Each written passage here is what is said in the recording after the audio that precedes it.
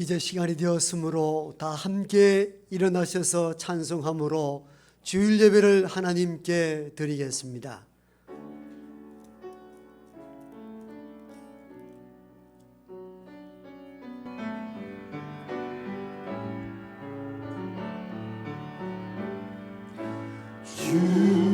주님의 성령 지금 이곳에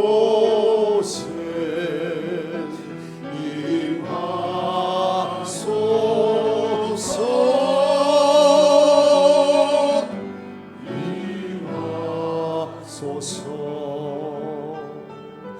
주님의 성령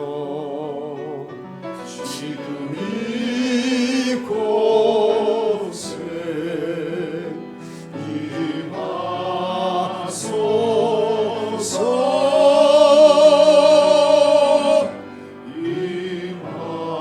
임하소서.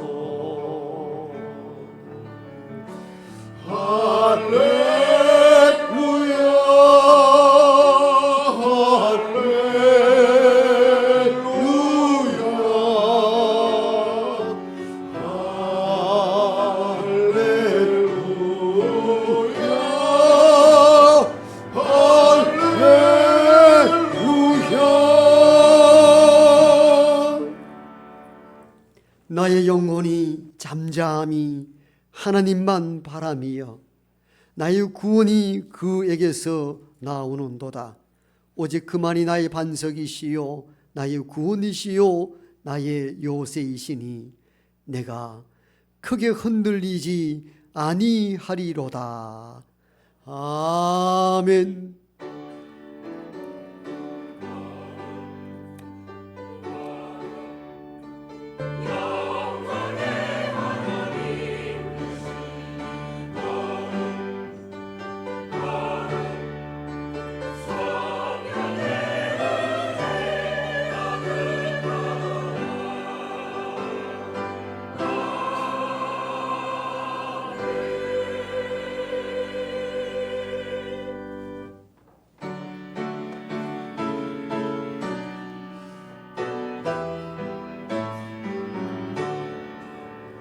목소리 높여서 주 찬양하여라.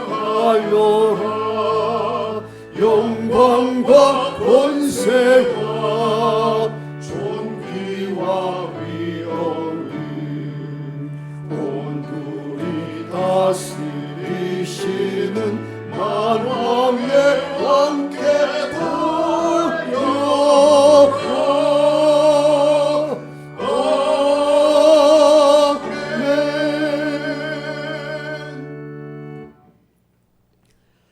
그러므로 내가 너희에게 이르노니 목숨을 위하여 무엇을 먹을까 무엇을 마실까 몸을 위하여 무엇을 입을까 염려하지 말라. 목숨이 음식보다 중하지 아니하며 몸이 의복보다 중하지 아니하냐. 공중의 새를 보라. 심지도 않고 거두지도 않고 창고에 모아들이지도 아니하되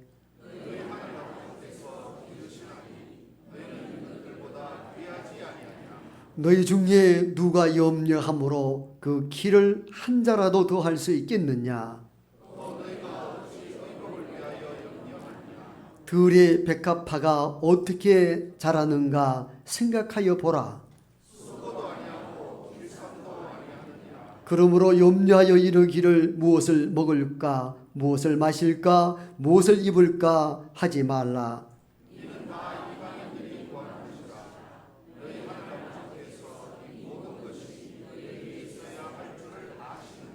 그런즉 너희는 먼저 그의 나라와 그의 의를 구하라. 아멘. 나는 전능하신 아버지 하나님 천지의 창조주를 믿습니다.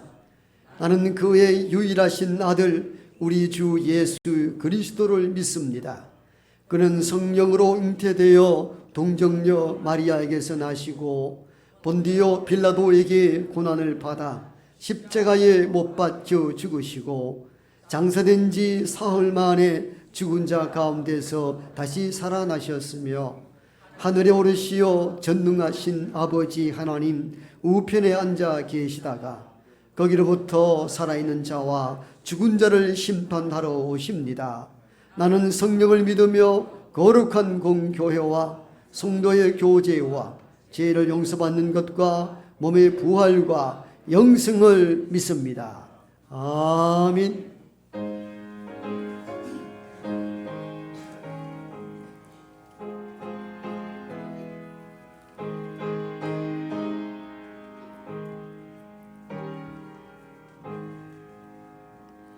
예수는 나의 힘이요 내 생명 되시니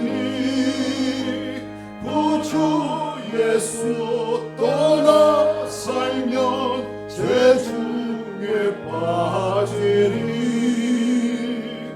눈물이 앞을 가리고 내 맘에 근심 쌓일 때 위로하고 힘주시리 주 예수. 예수는 나의 힘이요 내 친구 되시니 그 은혜를 간구하면 풍성히 받으리. 햇빛과 비를 주시니 추수할 곳이 많도다. 귀한 열매 주시느니 주 예수.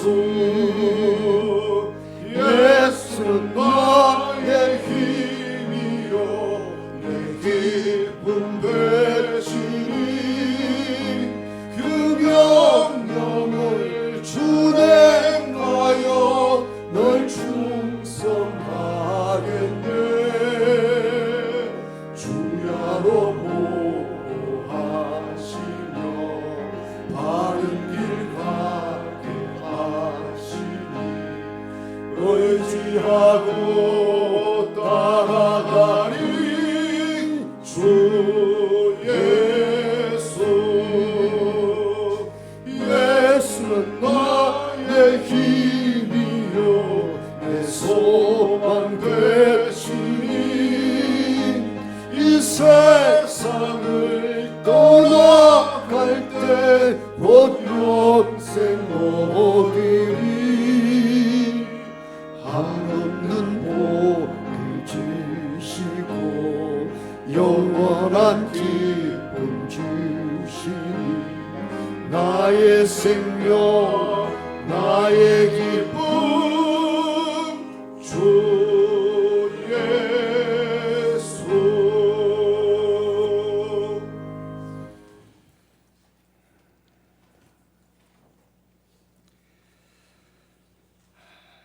이 세상의 모든 것을 다 아시고 모든 것을 다 하실 수 있는 거룩하신 주 여호와 하나님, 그 뜨겁던 여름도 물리치시고 이젠 시원한 계절로 우리들을 위로하여 주시며 오직 주님만을 사모하며 이 시간 머리 숙여 예배드리게 하시니 참으로 감사를 드립니다. 아버지 하나님, 주님이 지금까지 저희들에게 주신 은혜와 축복을 생각하면 얼마나 더 감사를 드려야 하는지요. 그럼에도 주님, 우리의 기도의 응답이 더디게 임할 때나 밤새 부르짖어도 오히려 고난이 더 심하게 닥쳐올 때 우리는 실망하고 좌절할 때도 너무나 많이 있었습니다. 아버지 하나님, 그러나 그 순간에도 포기하거나 흔들리지 말고 믿음을 지키며 살아가게 도와주시옵소서. 환난 가운데서도 기뻐할 수 있는 용기를 주시고 환난을 당하지만 우리는 결코 슬퍼하지 않는 이유는 우리의 마음속에 하나님이 언제나 그 크신 사랑을 부어주시기 때문입니다. 믿음이 있다고 모든 일이 잘 되거나 고난이 없는 삶을 사는 것은 아닌 줄 압니다. 하지만 참된 성도는 고난 중에도 하나님을 절대적으로 의지하며 인내할 줄 알기에 하나님께서 더 성숙한 인격체로 만들어 주실 줄 믿습니다. 우리에게 변함없는 진리가 있으니 주께서 이미 십자가에서 보혈을 흘리사 죽을 수밖에 없던 우리를 살리신 구원의 진리입니다. 그러므로 응답이 지체될 때도 우리는 이미 받은 구원의 은혜를 기억하며 감사해야 함을 고백합니다. 십자가의 사랑이 우리를 붙드시고 보혈의 능력이 우리를 살리셨사오니 그 은혜 앞에 감사와 찬양이 끊어지지 않게 도와주시옵소서. 이 세상의 어떤 어려움과 고난도 우리를 구원해 주신 하나님의 사랑에서 끊을 수 있는 자는 단 한 명도 없음을 고백합니다. 아버지 하나님, 이 나라가 지금 깊은 혼란과 위기 가운데 있습니다. 정의는 무너지고 진리는 길을 잃었으며 거짓과 불의가 세력을 얻고 백성들의 마음은 두려움과 불안에 짓눌려 있습니다. 종교는 탄압을 받고 모든 언론과 방송은 진리를 보도하지 않습니다. 주여, 이 민족을 불쌍히 여겨 주시옵소서. 우리가 스스로는 도저히 이 난국을 헤쳐나갈 수 없음을 고백합니다. 사람의 깨와 능력으로는 감당할 수 없사오니 주의 권능의 팔로 붙들어 주시고 주님의 뜻 가운데 이 나라가 다시 일어나게 인도하여 주시옵소서. 폐허와 잿더미 속에서도 일으켜 세워 부강한 나라를 만들어 주셨던 주님 아니십니까? 결단코 이 나라를 버리지 마시고 주님이 원하시는 복음의 나라로 만들어 주실 것을 믿습니다. 정치하는 자들에게는 정직과 거룩한 두려움을 주시고 백성들에게는 회개와 하나로 단결하는 은혜를 주셔서 이 민족이 다시 하나님을 경외하는 민족이 되게 도와주시옵소서. 주님, 주님의 몸된 교회를 위해 간절히 기도합니다. 교회가 세상의 조롱거리로 전락하고 복음의 열정은 식어가며 다음 세대의 발걸음은 멀어져가는 현실을 바라보며 우리의 심령들이 너무나 답답하고 아파옵니다. 하지만 아버지, 교회의 머리 되신 주님께서 여전히 다스리시고 반드시 일으키실 것을 믿습니다. 성령의 뜨거운 불을 내려 주시옵소서. 메말라버린 가슴마다 은혜의 강을 흐르게 하시고 마른 뼈와 같은 교회 위에 생기의 바람을 불어넣어 주시옵소서. 특별히 주님께서 교회에 맡기신 사명은 선교와 전도입니다. 땅끝까지 복음을 전하라는 주님의 명령을 다시 붙들게 도와주시옵소서. 선교의 불길이 이 교회 안에서부터 타올라 지역을 살리고 민족을 깨우며 열방을 향해 나아가게 도와주시옵소서. 복음을 전하는 발걸음마다 하나님의 나라가 확장되게 하시고 그 길 위에서 우리 교회가 다시 살아나며 힘차게 도약하게 인도하여 주시옵소서. 다음 세대가 세워지게 하시고 청년들이 소명을 붙들게 하시며 장년과 어른들이 기도의 무릎으로 이 사명을 잘 감당하게 이끌어 주시옵소서. 주님, 우리는 작고 연약합니다. 그러나 주님의 손에 붙들린다면 능히 큰 일을 감당할 줄 믿습니다. 성령의 권능으로 충만케 하셔서 주의 영광을 드러내는 살아있는 교회, 선교하는 교회, 부흥하는 교회 되게 인도하여 주시옵소서. 이 모든 기도가 우리의 간절한 소망과 눈물로 끝나지 않게 하셔서 삶의 순종과 헌신으로 이어져 주님의 뜻을 이루는 도구가 되도록 인도하여 주시옵소서. 아버지 하나님, 오늘 거룩한 이 예배를 위해 헌신하는 주님의 충성된 청지기들 너무나 많이 있습니다. 일일이 찾아가셔서 한량없는 위로와 축복을 허락하시고 여러 가지 사정으로 함께 예배드리지 못하는 성도님들, 그 어떤 문제도 하나 남김없이 다 해결해 주셔서 참으로 함께 성령 충만한 예배를 드릴 수 있도록 축복하여 주시옵소서. 주님, 이 시간 목사님의 설교를 들으려 합니다. 목사님께 영육간의 강건함을 늘 허락하여 주셔서 많은 양떼들을 인도하는 데 조금도 어려움 당하지 않게 하시고 언제나 신선하고 생명이 있는 말씀으로 한 주간 살아가는데 부족함이 없도록 도와주시옵소서. 이른 아침부터 정성껏 준비한 찬양대의 찬양을 받으시고 모든 영광을 주님께 돌려드리며 우리 구주 예수 그리스도의 이름으로 간절히 기도드립니다. 아멘.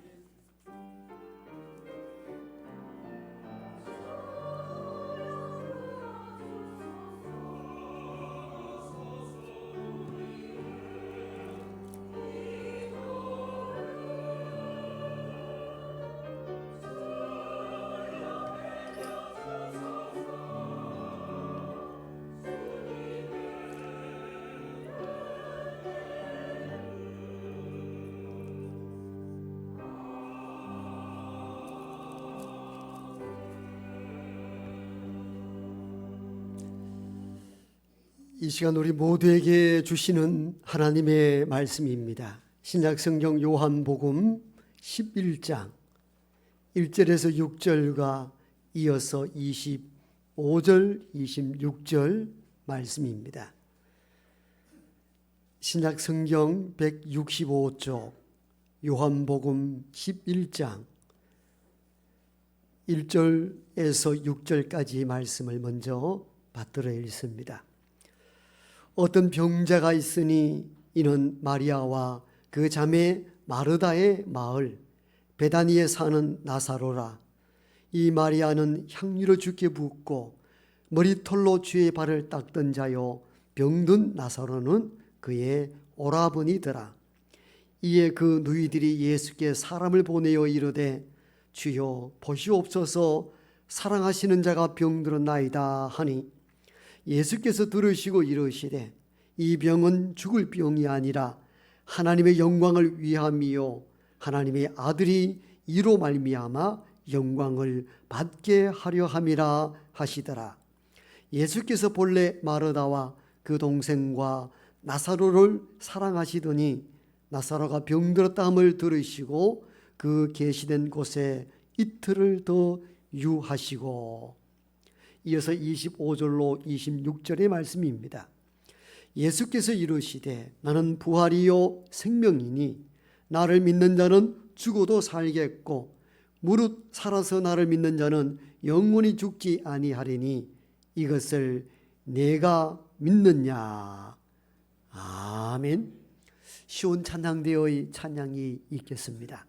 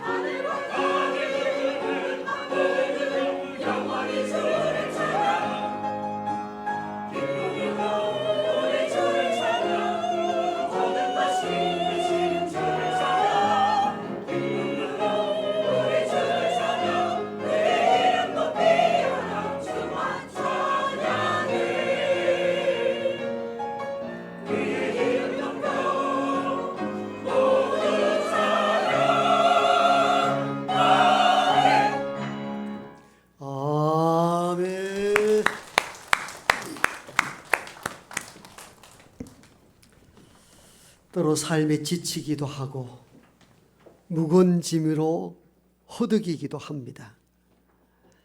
어디로 가야 될지 갈 바를 알지 못하며 매일매일이 어두운 밤과 같은 삶을 살아갈 때가 있습니다.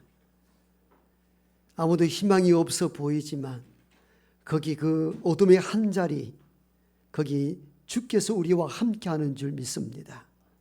그 믿음으로 견디어 왔고 그 믿음으로 앞으로 나가길 원합니다. 성령 하나님이여, 여기 모인 주의 백성들을 먼저 위로하여 주시고 모든 세상의 염려와 걱정의 보따리를 잠시 내려놓고 말씀의 멍리를 메는 복된 시간 되게 도와주옵소서. 믿음은 들음에서 나며 들음은 그리스도의 말씀으로 말미암는다 하였습니다. 아버지 하나님, 이 시간 말씀이 임하시고 우리 안에 믿음이 생겨서 그 믿음으로 날마다 승리하며 살아갈 수 있도록 도와주옵소서. 예수님 이름으로 기도하옵나이다. 아멘. 우리는 새날을 맞이할 때마다 어떤 새로운 일들이 일어났으면 할 때가 있습니다. 힘이 들고 어려울 때는 복권이나 하나 사서 당첨되면 어떻게 좋을까, 이런 꿈도 잠깐 꾸기도 하죠. 그런데 비록 복권으로 부자가 되지 아니하고 권력을 잡지 못한다 할지라도 하루하루 그냥 일상의 삶을 살아가는 것도 주님의 크신 은혜인 줄 믿습니다. 일상적으로 평안히 살아가는 것도 큰 은혜요, 복인 것이죠. 날씨가 덥다 하지만도 그래도 세월은 이길 수가 없는 것이고 가을이 조금씩 밀려 들어오는 듯한 느낌을 가지게 됩니다. 이 가을날에 한 편의 시를 소개합니다. 요즘 현대 시인으로서 잘 알려진 안도현 선생의 기다리는 사람에게라는 시입니다. 시의 전반부만 같이 한번 읽어봅시다. 가을이니까요. 시작.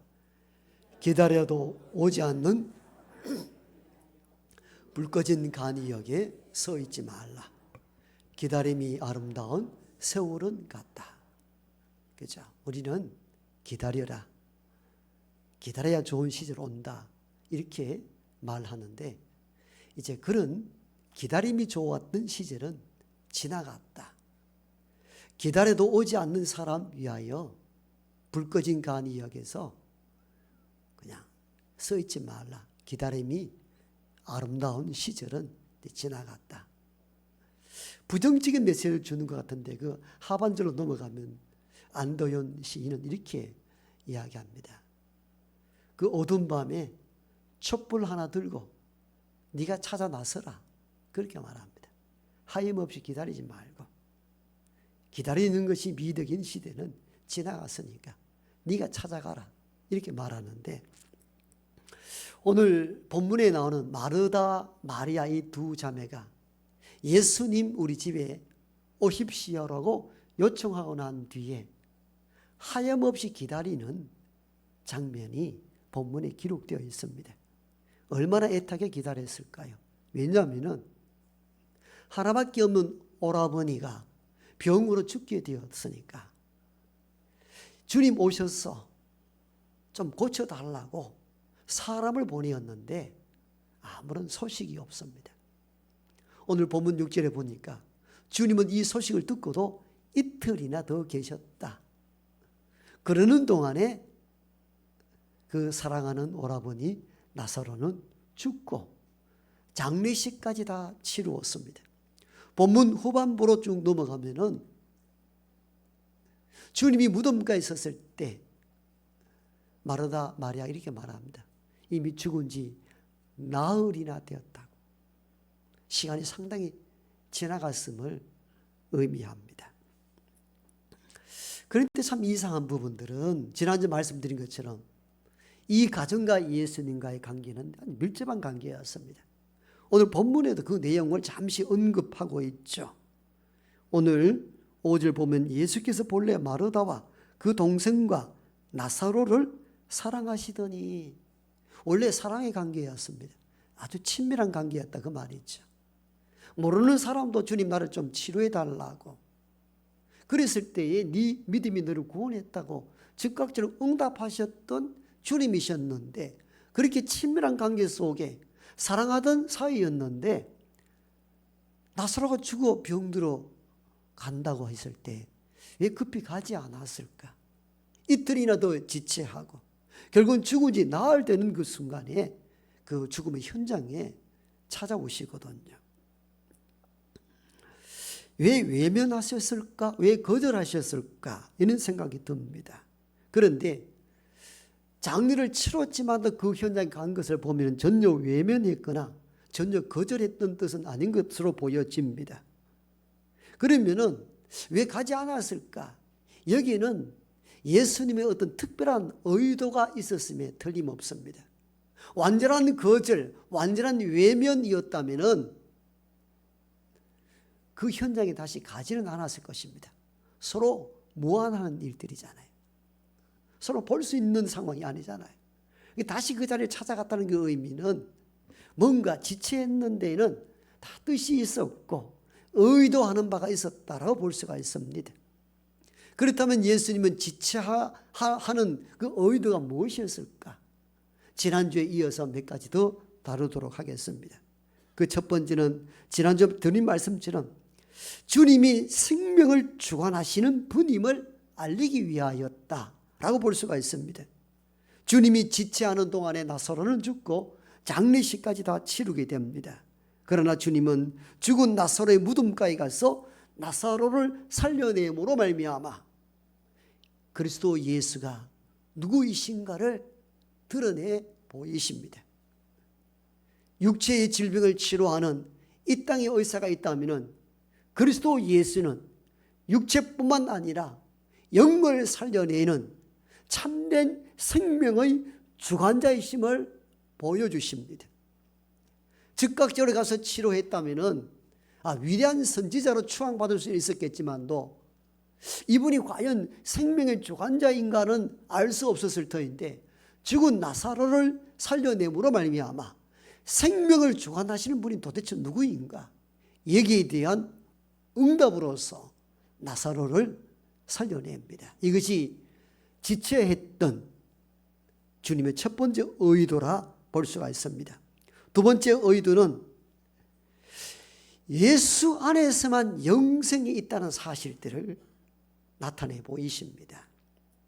죽고 장례식이 치러지고 난 이후에 거기에 갔을 때 마르다가 원망 섞인 말을 합니다. 주님이 여기 계셨더라면 내 오라버니가 죽지 아니하였을 것인데. 이 마르다의 말은 주님이 우리가 소식을 전해하여 즉각적으로 여기 오셨더라면 내 오라버니가 안 죽었을 것입니다. 왜 이렇게 늦게 오셨습니까? 이런 원망 섞인 말을 할 때 주님은 이렇게 답변하십니다. 너 오라버니가 다시 살아나리라. 다시 살아나리라 합니다. 그래서 마르다는 속이 상하여 그건 저도 압니다. 마지막 날에는 다 부활하지요. 종말 때에 일어나는 부활에 대한 이야기로 받아들였습니다. 왜냐하면 그때에 바리새인 중심으로 부활이 있다는 것은 듣고 배웠기 때문입니다. 그 부활은 지금 여기서 일어나는 사건이 아니라 마지막 종말 때에 일어날 수 있는 일로 여겼습니다.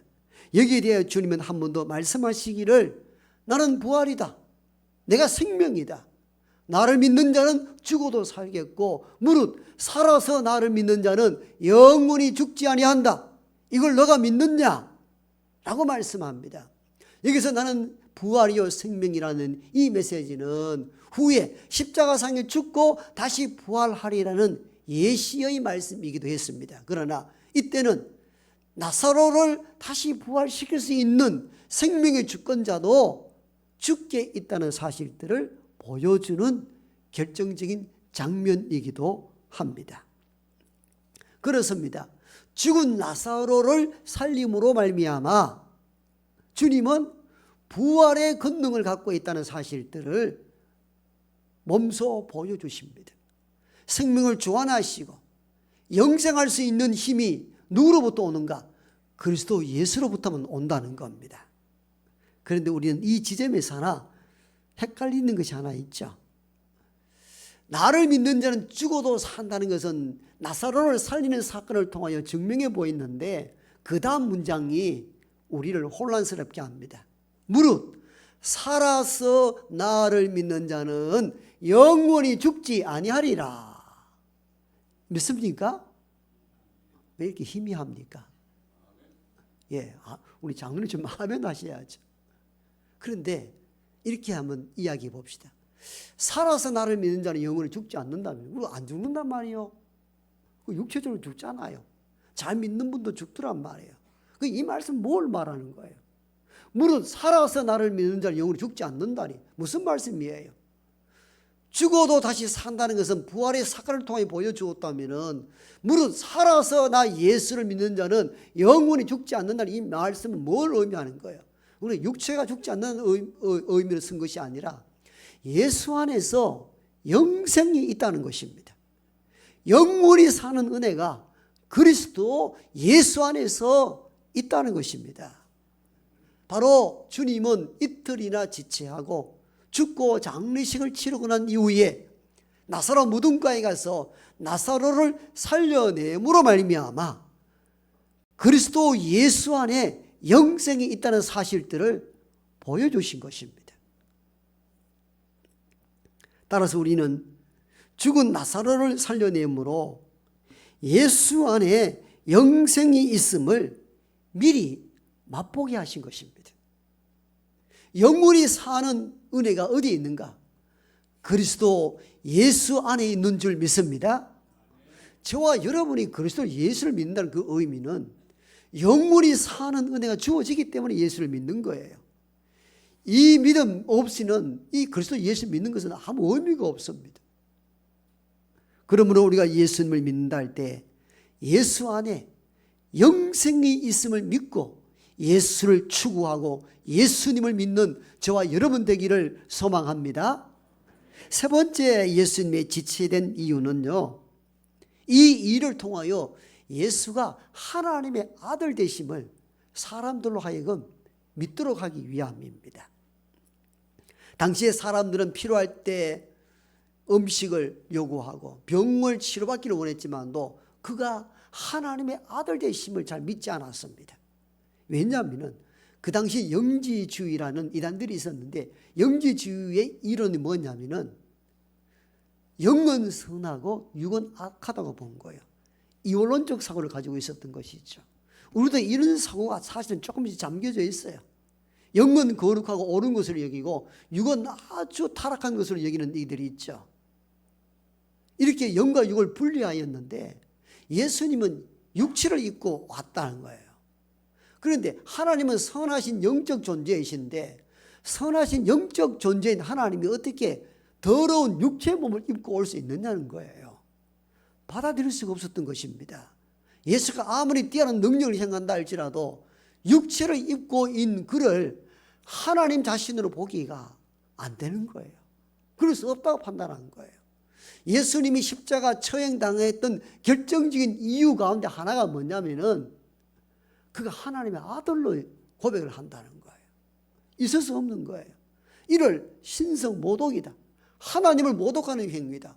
어떻게 선하신 하나님이 천한 육체의 힘을 입고 올 수 있느냐는 거예요.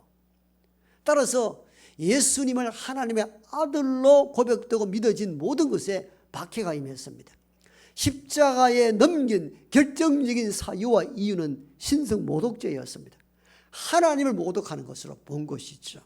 그러므로 그 시대에 예수님이 아무리 큰 위대한 일을 한다 할지라도 하나님의 아들로 받아들일 수는 없었던 것입니다. 그래서 복음서를 기록한 저자들은 이 예수 그리스도가 어떻게 하나님의 아들이 되시는가에 대한 이야기를 기록하기 위하여 복음서가 기록된 것입니다. 그게 마태복음, 마가복음, 누가복음, 요한복음입니다. 이 네 개의 복음서의 목적이 뭐냐? 위대한 예수를 기리기 위함이 아니라 예수 그리스도가 하나님의 아들 되신 신적 존재라는 사실들을 알리기 위하여 기록한 책이 복음서인 것입니다. 그래서 마태복음 1장에 보면 족보가 나옵니다. 아브라함과 다윗의 자손 예수 그리스도의 족보라, 계보라. 왜? 구약에 예언했던 하나님의 아들 메시아가 이런 흐름을 타고 태어났다는 것을 증명하기 위하여 족보를 들이댄 것입니다. 성령으로 잉태된 동정녀 마리아 탄생 사건을 왜 이야기합니까? 그가 육체의 몸으로 이 땅에 왔지만도 육체로 온 것이 아니요 성령의 권능으로 이 땅에 온 하나님의 아들 되심을 말씀하기 위하여 동정녀 처녀 잉태 사건을 기록한 것입니다. 목적이 다 하나입니다. 그리스도 예수가 누구냐? 하나님의 아들이 된다는 겁니다. 그런데 당시의 사람들은 이를 이해하거나 받아들이지 못했습니다. 왜? 육체는 악한데 하나님이 육체의 몸으로 절대 오실 수 있는 분이 아니라고 생각했기 때문입니다. 그래서 복음서의 저자들은 그리스도 예수가 육체의 몸을 입고 온 하나님의 아들 되심을 계속 말씀으로 증거합니다. 특히 요한복음 5장에 보면은 나는 내 아버지의 이름으로 왔다. 아버지의 이름으로 왔다는 이 의미는 하나님의 아들로 이 땅에 왔다고 말씀합니다. 그런데 그 다음 구절에는 이렇게 기록되어 있습니다. 아무도 영접지 아니하더라. 하나님의 이름으로 하나님의 아들로 이 땅에 왔으나 영접하는 이가 없더라는 것입니다. 이게 당시 현실이었습니다. 그래서 말씀으로 그리스도 예수가 하나님의 아들 되심을 아무리 증언해도 받아들이는 사람, 영접하는 이가 없었습니다. 그럼 주께서 하실 일이 무엇입니까? 초월적인 능력을 행사하여 나 예수 그리스도가 하나님의 아들이심을 증명하는 것입니다. 이틀이나 지나고 나사로가 죽고 장례를 치르고 무덤가에 와서 돌을 굴러내고 죽은 나사로를 살려냄으로 말미암아 그리스도 예수가 하나님의 아들 되심을 나타내 보이셨습니다. 45절에 보면 이 사건을 접한 당시 유대인들이 예수를 믿더라 이렇게 기록되어 있습니다. 예수를 무엇으로 믿었다는 겁니까? 하나님의 아들로 믿었다는 것입니다.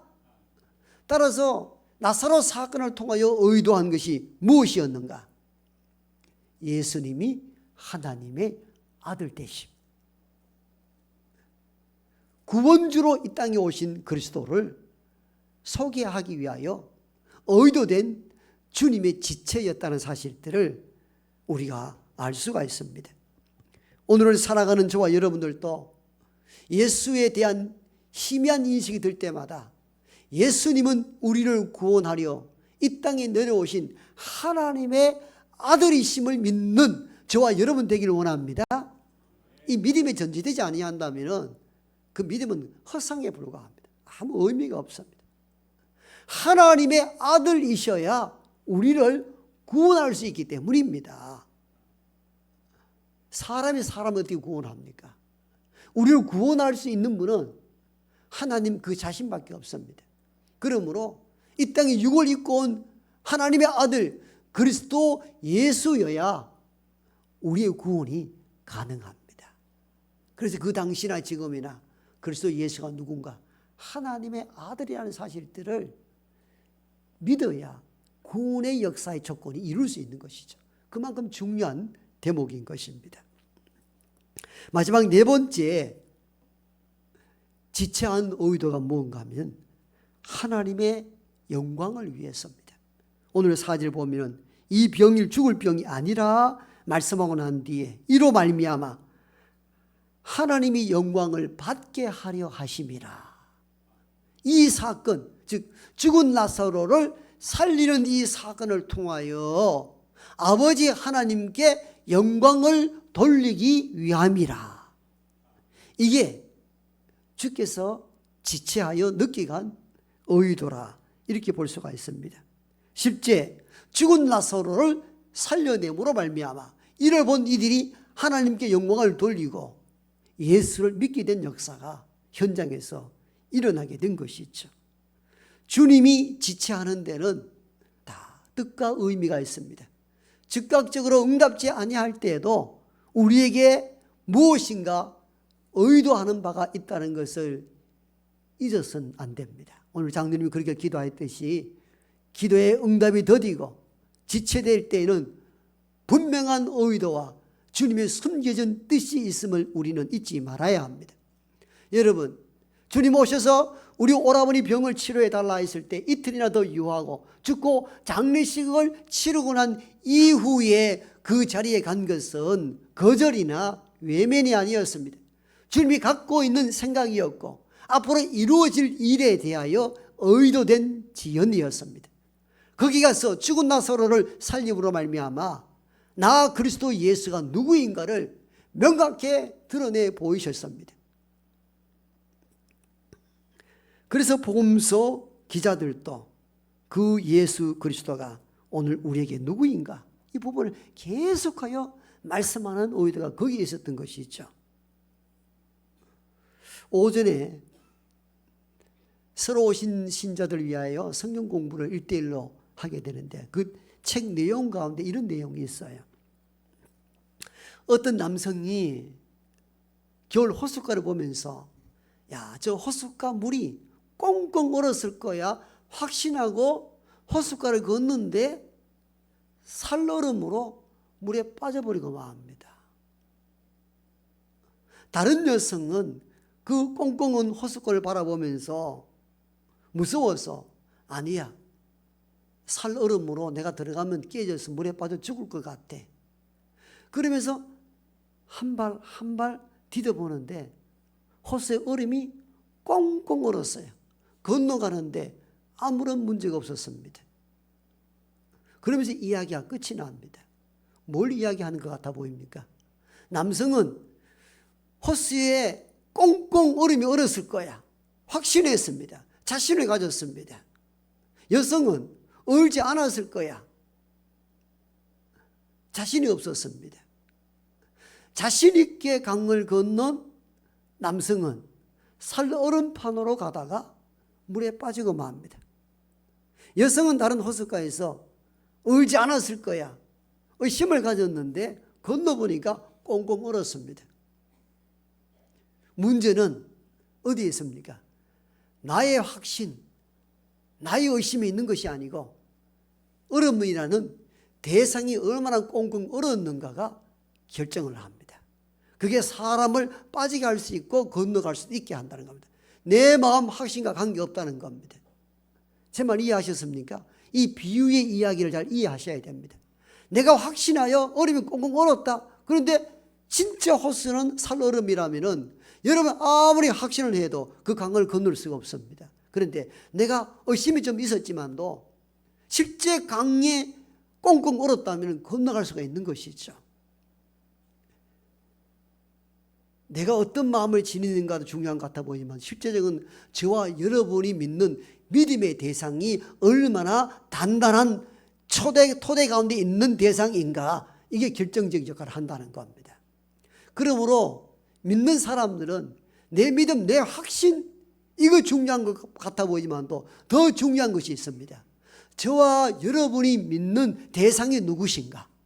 어떤 대상인가? 거기에 따라 구원이 결정되기도 한다는 것을 잊지 말아야 됩니다. 여러분, 우리를 구원치 못한 헛된 우상 앞에 내가 아무리 열정적인 믿음을 갖는다 할지라도 그 열정적인 믿음이 여러분을 구원할 수 없다는 것을 의미합니다. 그러나 나는 비록 연약하고 부족하지만도 내가 믿는 대상이 구원의 주체로서 능력 있는 분이라면 나의 부족함과 상관없이 그 구원의 단단한 역사자가 저와 여러분들을 구원하실 줄로 믿습니다. 그러므로 우리가 교회를 다닐 때에 우리의 믿음의 대상 그리스도가 누구인가에 대한 명확한 기준을 가져야 됩니다. 그 믿음 없이 그냥 왔다 갔다 하는 것은 일반 종교에서 할 수 있는 종교인의 행위와 다를 바가 없습니다. A 종교는 A 종교에서, B 종교는 B 종교에서 그냥 나름대로 예배 형태를 드리고 가는 것과 동일합니다. 그리스도 예수 안에 산다는 것은 예수가 참 생명의 주관자이시며 예수님이 영생을 주시는 유일한 분이시며 하나님의 아들로서 우리를 구원한다는 그 믿음이 전제가 되어야 합니다. 그때 참된 예배가 가능합니다. 이 믿음의 전제 없이 주일 한번 예배 드리고 왔다 갔다 하는 것은 단지 종교 행사 그 이상 이하도 아닙니다. 그러면 우리가 예배를 드릴 때마다 우리가 믿는 믿음의 대상 하나님이 누구이신지, 그 아들 예수 그리스도는 어떤 존재인지 명확한 기준과 믿음을 붙잡고 나아가야 합니다. 그리스도 예수는 생명을 주관하시는 분이시고 우리에게 영생을 주시는 분인 하나님의 아들 되심을 믿는 우리 모두가 되기를 소망합니다. 아버지 하나님, 우리 믿음의 대상은 오직 그리스도 예수님이신 줄 믿습니다. 막연하게 습관에 따라 예배를 드리는 자가 아니요, 그리스도 예수는 생명을 주관하시고 우리에게 영생을 주시는 하나님의 아들 구원주이심을 믿습니다. 이 믿음 가운데 예배하게 하옵소서. 때로 지치고 낙심이 되고 내가 연약하여 넘어질 때마다 나를 살리시고 나를 구원하시는 분은 오직 예수님밖에 없습니다. 이 믿음으로 다시 회복하는 은혜가 우리 모두에게 주어질 수 있도록 도와주옵소서. 예수님 이름으로 기도하옵나이다. 아멘.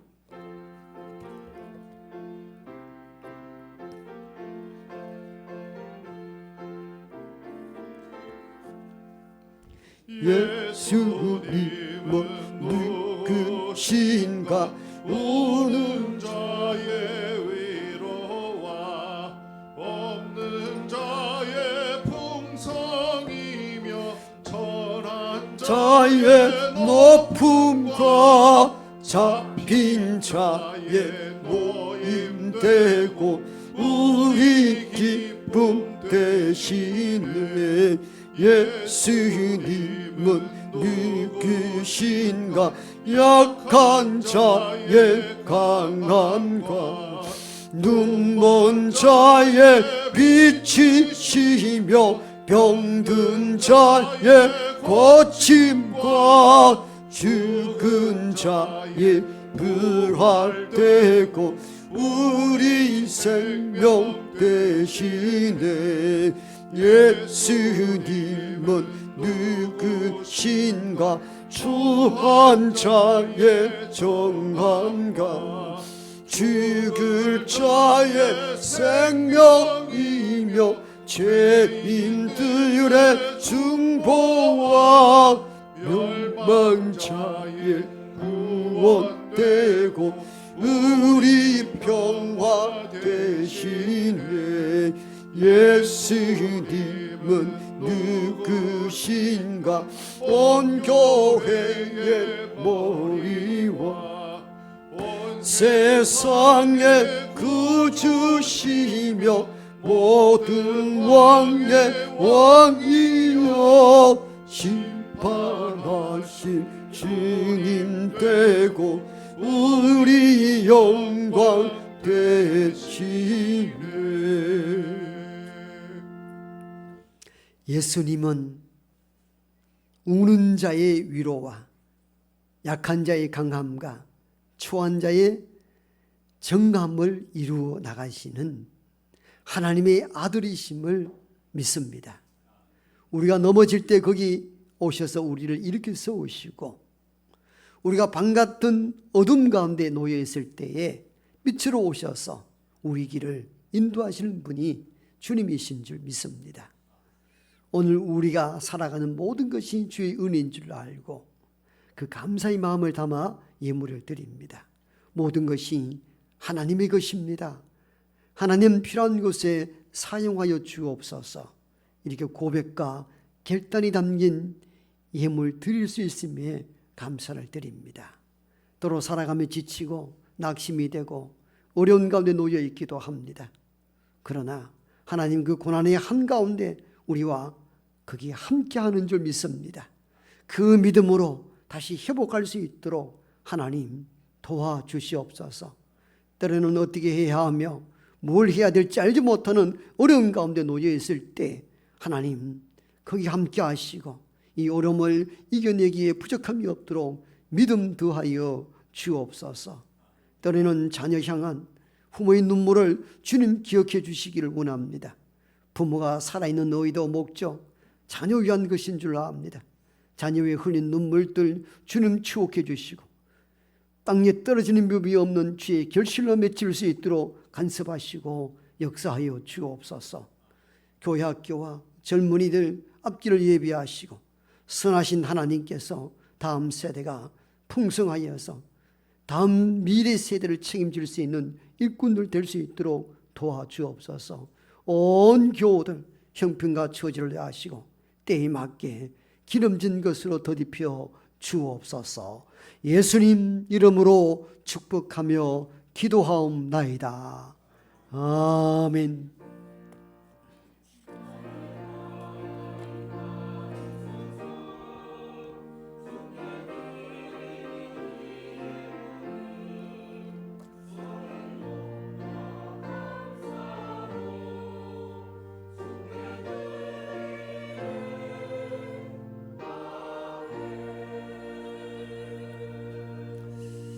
네, 앞뒤 작업은 따뜻한 마음을 담아 인사합시다. 사랑하고 축복합니다. 네. 둘째 질 중간에 또 우리 처음 오신 분 계시네요. 네, 한옥주 권사님 앞에 분 계시고 또 이쪽 뒤쪽에도 처음 오신 분들 계신데 크게 박수로 환영하겠습니다. 감사합니다. 네, 예배 마치고 식사가 준비되어 있으니까 식사하시고 차도 한잔 나누시고 편안하게 다녀갔으면 좋겠습니다. 주보 중심으로 교회 소식 몇 가지 전합니다. 오후 예배는 청년부 헌신 예배로 드리게 됩니다. 우리 청년들과 함께 은혜의 예배가 될 수 있도록 많은 교우들 함께 참여해 주시고 청년들의 학업과 취업 또 여러 일들을 위해서 꼭 기도해 주시면 고맙겠습니다. 강사 목사님은 대구 효천교회에 담임하시는 최창근 목사님 오셔서 귀한 말씀 전하겠습니다. 2부 예배 후에 기간별 원래의 모임 있고요. 오후 예배 후에는 권찰의 모임 있습니다. 또 올해도 지난해처럼 새생명 전도 축제를 11월 넷째 주 23일 날 하게 됩니다. 오늘 주보 삽지로 드린 태신자 작전 카드 보시고 지난해 모시고 왔던 분, 장기 결석하시는 분들 다 포함됩니다. 이렇게 이름을 꼭 기록하여서 제출령은 교회 제출해 주시고 보관령은 여러분 성경책에 넣어놓고 기도할 때마다 그 이름을 두고 기도하고 또 중간중간 연락하시고 이렇게 해서 11월 23일 전도 축제 때 다 함께 모시고 올 수 있도록 온 교우들이 태신자 전도작전과 새생자 생명축제에 함께해 주시면 고맙겠습니다. 가정예배란 보면은 주님 주신 전도 사명 헌신하여 열매 맺자 이런 슬로건 가지고 힘차게 전도운동에 힘을 쓰는 온 교우들 되기를 원합니다. 제가 선창합니다. 주님 주신 전도 사명하면 우리 교우들은 헌신하여 열매 맺자 한번 해보십시다. 주님 주신 전도 사명, 주님 주신 전도 사명, 아멘. 이 일에 온 교우들이 함께해 주시면 고맙겠습니다. 주중 만나 반찬, 또 분일 전도대, 또 수요 어린이 성경 공부, 금요 기도에 사역이 많습니다. 위하여 함께 참여해 주시면 고맙겠습니다. 우리 성경 통독해 주신 장로님 감사를 드리고 온 교우들 함께 참여해 주시면 고맙겠습니다. 저는 또 대구 효청교회에 헌신 예배차 다녀오고 주중에는 노회 대표로 서울 영락교회에 있는 총회에 다녀올 예정입니다.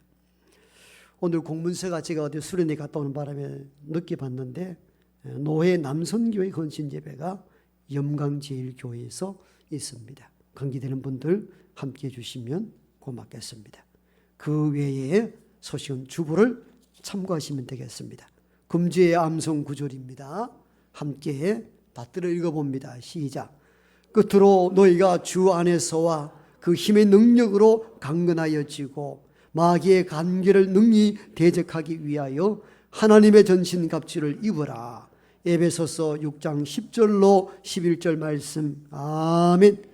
다 함께 일어나셔서 마지막 찬송하고 축도함으로 2부 예배를 마칩니다.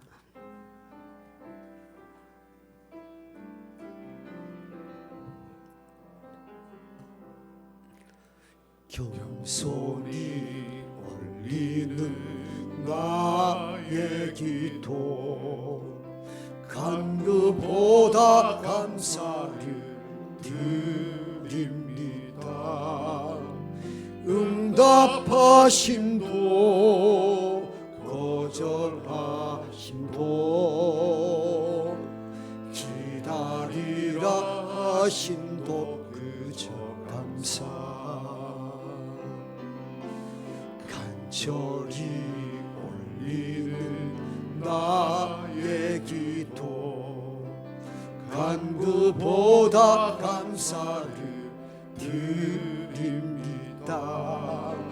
기쁜 날에도 고통 중에도 주가 일하심을 믿으며 감사 위에 감사를 덮을 때 은혜 위에 은혜가 쌓이네. 모든 일에 감사 모든 순간에 그리 아니하실지라도 감사 위에 감사를 덮을 때 은혜 위에 은혜가 쌓이네. 모든 일에 감사 모든 순간에 그리 아니하실지라도 감사. 이제는 여기 우리와 함께 하시는 우리 구주 예수 그리스도의 은혜와 하나님의 크고 놀라우신 사랑하심과 성령의 내주 교통하심이 주님은 하나님의 아들 되시며 우리의 구원주가 되심을 믿는 여기 모인 하나님의 모든 권속들과 병과 환난과 고통 가운데 신음하는 땅의 모든 백성들과 그들을 위로하며 복음으로 새 생명 증가하는 국내외 모든 선교사님들 가정 위에 이제부터 영원토록 함께 하옵시기를 간절히 축원하옵나이다. 아멘.